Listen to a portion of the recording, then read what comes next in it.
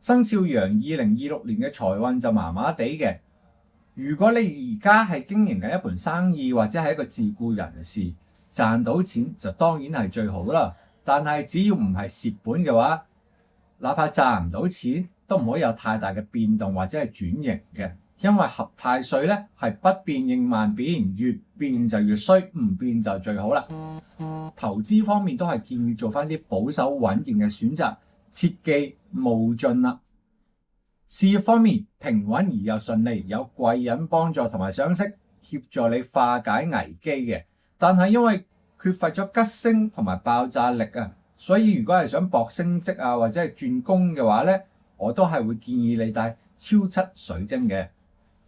愛情方面容易有桃色嘅糾紛，而且六合太歲主導呢個問題係將呢個桃色糾紛會變成桃色糾纏啊。所以如果唔想嘅話，就要明確一開始就講清楚，明確接受或者拒絕呢段關係，以免有糾纏問題啦。